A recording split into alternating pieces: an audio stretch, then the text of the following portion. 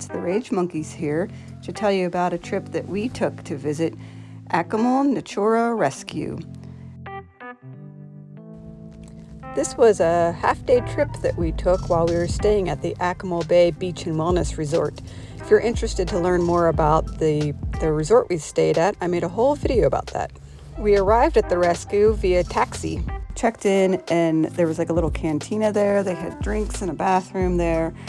For our tour, it was the 6 of us and then 2 other people. So we really kind of got to know our tour guide, and it was a really nice experience with lots of interaction. So our tour guide's name was Chris, and our first thing that we did was we took a little walk from the cantina down through some like nature trail, and we walked back to a cenote.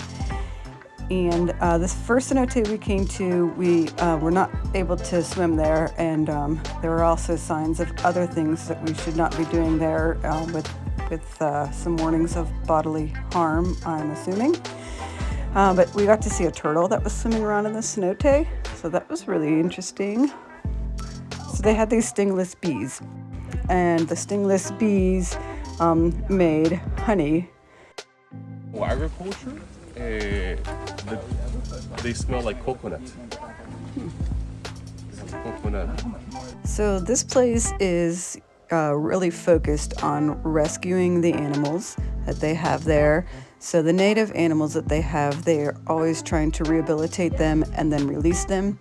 And many of the animals, they are basically not caged, or just, they have cages for their safety, but the doors are left open or fences are left open so they can leave. And some of the animals, they breed there and then release. Any of the non-native animals, since they're not able to release them, they do keep them there, or some of them they try to transport to where they are native and release them in those locations. And actually, he is free to go if he likes to. So he opens the cage here, and then he comes to this place. This is his favorite lodge. He hangs out around here, then he goes to the roof and hangs around. When he wants to go back, he'll go back. Basically, we close the door for him.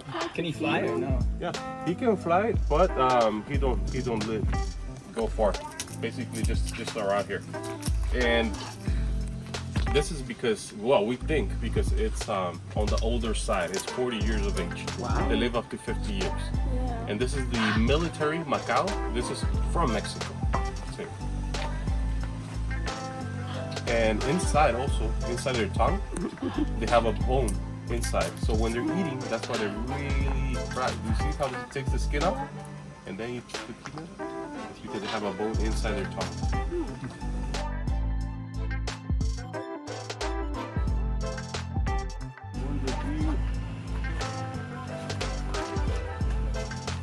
Yeah, there's the deer over there, like super camouflage. And also the foxes. They called us and told us that they had some birds. Can we take them in this rescue center? We said yes. If we were to say no, basically this bird will put to sleep. Because out there's nobody to take care of them. There's no proper cage, no proper food for them. So why make them suffer? Basically, they put them to sleep. And they've been here with us for 50 years. So. There's one more. Thank you. Want some? Come on. So these ugly looking pig things, they smelled so bad. But these are one of the animals that they were breeding there, and then they would release them into the wild. This is the wild pigs that we have in this jungle. We have males and females. They reproduce a lot. Semarana brought them to us, and basically it's for us to... There's another lizard. Yeah, there's one right there. There's a big one. How do they taste? Yeah, well, 51. good question. It's in the Mexican diet for sure. Okay. She's only 17 years of age. Oh, children.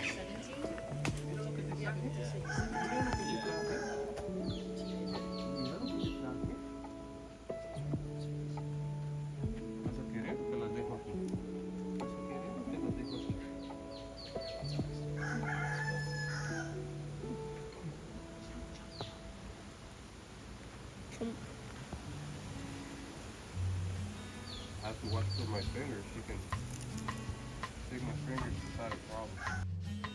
After visiting with the animals and all the different enclosures, we went back to a sort of like covered pavilion thing, and our tour guide Chris went and he brought out a few other animals for us to see.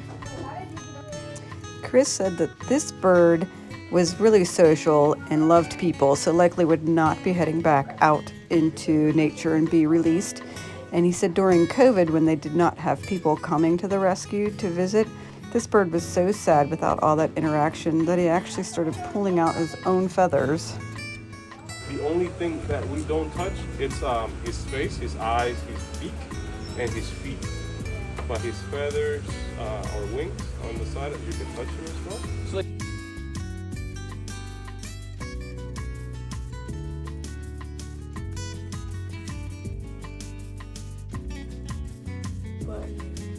Let's not take chances.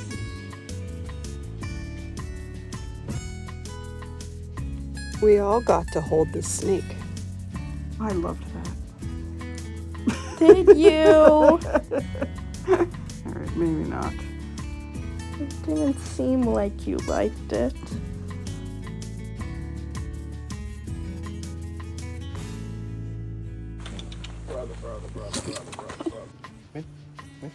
in their hands, they only have 4 fingers.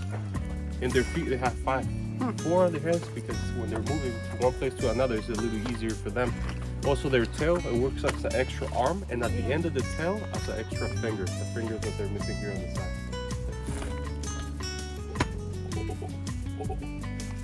You want to touch his hand? Oh. Hola, mi amor. ¿Cómo ves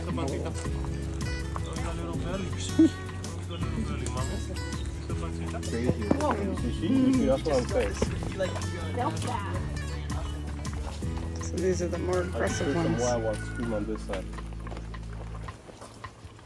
The alpha male, look. They're gonna start looking up the trees.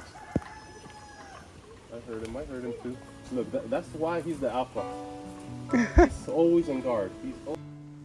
One of my most memorable moments during this whole tour was while we were there with these monkeys, and off in the distance we heard wild monkeys, and then here they came. They just came swinging through the trees and came up above to visit all of the monkeys that they had here at the rescue, and it was just just watching them swing through the trees and fly through the sky. Oh my gosh, it was just so neat.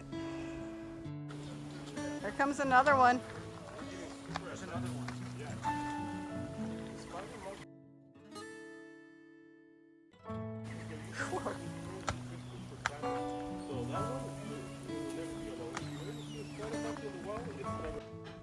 Our last stop on the tour was to a cenote.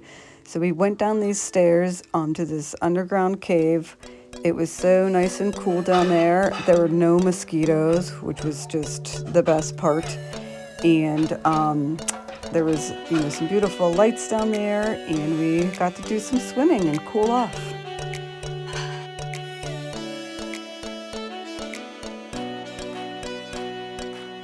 We got to try some of the honey at the end, and it was like the most interesting tasting honey I have ever tried. It was just the perfect ending to our tour.